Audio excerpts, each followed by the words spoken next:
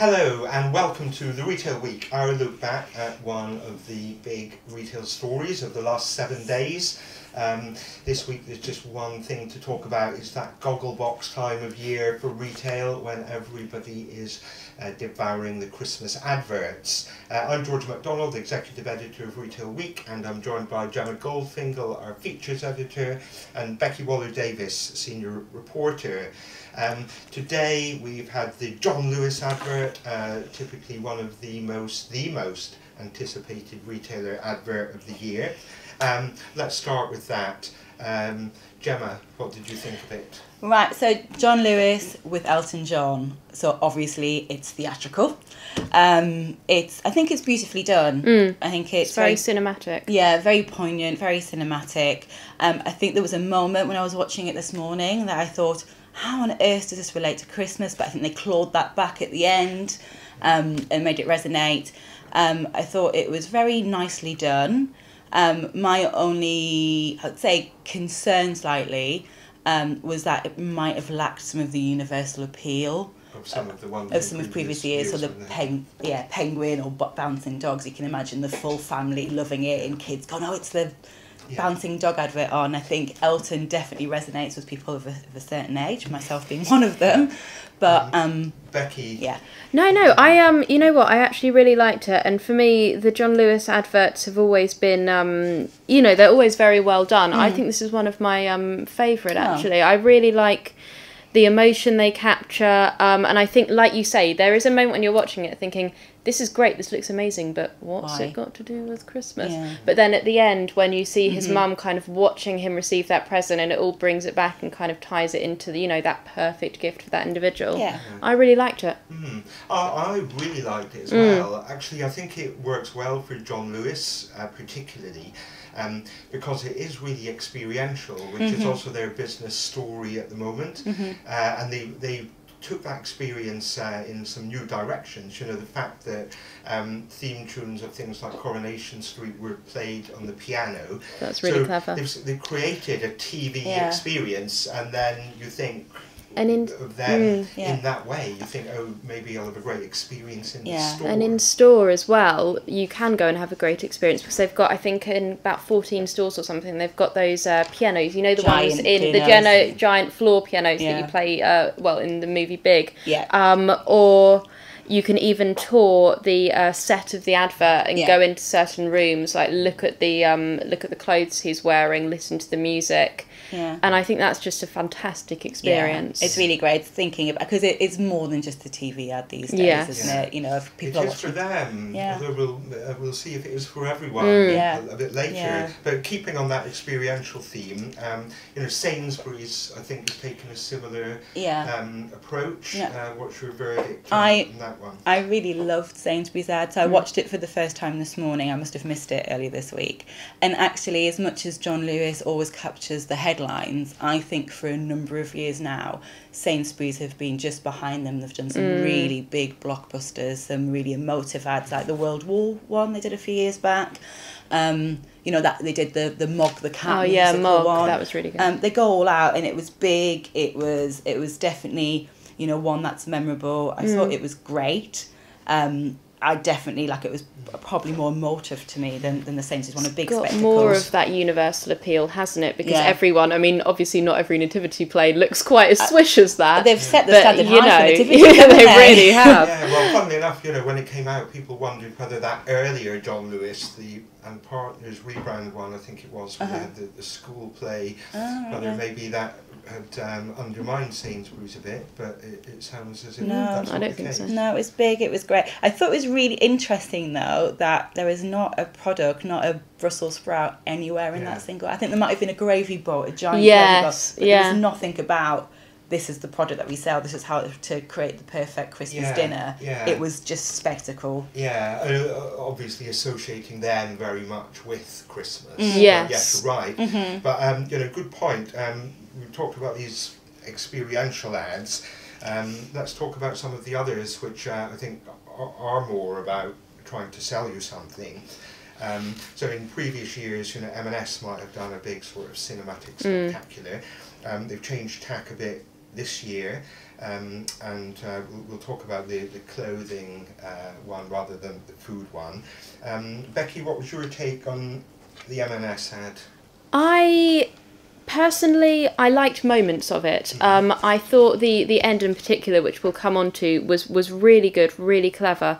Overall, as a concept, I'm not quite sure it worked because it switches between so many things, and just with M&S just over the past few years, you know, you've gone from kind of a glamorous M&S to a Paddington M&S, and now a much more kind of product-driven value M&S with prices coming up on the screen. And it just seems schizophrenic, and I think that's just emblematic of them as a whole. What I did really like about M&S is at the end of the ad, when the fairy godmother, the pantomime dame, asks Holly where she got her coat from. She says M&S. She goes, "Oh, really?" Yeah. I think that was really clever because that's so often what you get when you tell somebody your jumper or whatever is from M&S. And it's getting people to reappraise M&S, which reconsider us. Exactly. They desperately want the customers to. So I thought that was a really clever moment, but overall it didn't really work for me. Yeah, I agree at the end. I thought that was really good. You know, it's sort of reminding people of what M&S is all about, and that sense of come along and rediscover us. I think it makes sense for them to have a more of a sort of sales-driven ad, given where the business is. And we can get a bit overexcited sometimes about the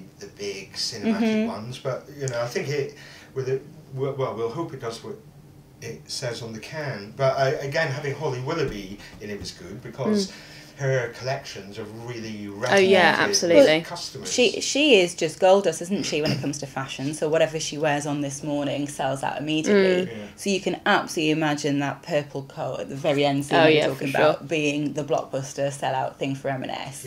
I agree. I think maybe smart of it to push product. That's what it needs ultimately, is sales. And they've had some beautiful blockbuster ads in the past. I'm not sure it had a massive impact on their bottom line. No. We'll see come January, won't we, whether this has. Exactly. And then another retailer who really needs to sell things, Debenhams. What was your view on this one? Do you want to take that on, Becky? I'm really not a fan. Really not a fan. I thought it was slightly bizarre, the concept that you wouldn't... I know it's kind of affirmation that you got them the right present, but you know them, that's why you got them the right present. I don't think you need, you know, to know your friend likes red nail varnish to know. It was just a really strange, and just for me, maybe this is a personal thing, but seeing a smug face contort in close-up very slowly, not my bag. At all. I think it was a bit uninspired. I can see why they went down that route. They've been trying to kind of rebrand themselves as a gifting destination, to be known as a gifting destination for a number of years now. And I get the feeling, and I get the feeling personally, you know, when you're really excited for someone to open that gift. For sure. And I've done a great job, you know that. I just think it was kind of a very uninspiring way to do it. Yes. So do you remember the John Lewis ad from a few years ago when the little boy was desperate? Oh, I loved that. To give his gift. My favourite advert ever, And that was a really good way of you know, of showing about the excitement of gift giving without being smug. And it took me a little while to understand it, actually. Maybe I'm just thick. And then another one, Boots. You know, that has made a bit of an impact. You guys have been talking quite a lot about it in the office. I think it's less talking and more singing. So from being kind of fairly about it, like when it came out last week, I think it was, you know, it shares the story of the mother and daughter, you know, quite kind of a strong mother and female empowerment, kind of good messages from these days. You know, again showing product, the big statement, red lipstick throughout. It was a bit meh, but the song they've kind of put their own lyrics relating to a daughter's view on her mother, to Robbie Williams as She's the One. It's so ridiculously catchy that we've been. It's stuck in my head, but I'm not sure. But I'm not sure I particularly like it being there. No, but catchy. Very catchy. And to me, for that reason, I think it's probably served its purpose as an ad, because it's there in your mind, whether you particularly want it there or not. Now let's talk about a completely different advert, one that isn't even on the telly but has made a huge splash, Iceland. Gemma, what's your take on that? I love it. I think it's so poignant. It's so real. It absolutely fits in with their purpose. Their you know what is driving them. They are banning palm oil from their own brand products. They talked about that earlier this year. I don't think I fully understood the impact of palm oil until I watched that video. So I think it fits in absolutely with Iceland's own message and its values and what it's trying to do and trying to, you know, the message it's trying to convey.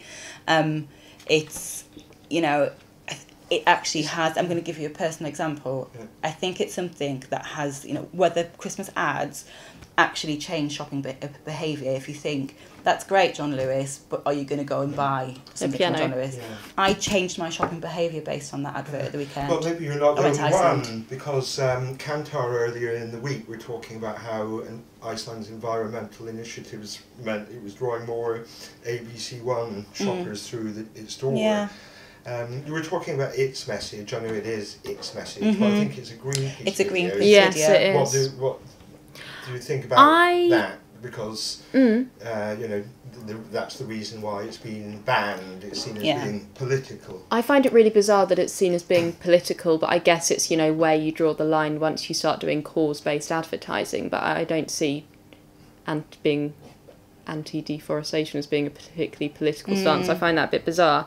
I think it's a really, really clever move from Iceland, because you think back to a few years ago when Kerry Katona was doing, you know, advertising the prawn ring or whatever, or, you know, some kind of deep-fried canapé, and now they're doing this and they don't even care it's not on TV. It's so clever in terms of repositioning it. I think that's really important. It's not on TV, but doesn't make a blind bit of difference. No. Yeah, I was just going to say the same. You could argue that the advertising rules are just outdated now because it has gone down an absolute storm online.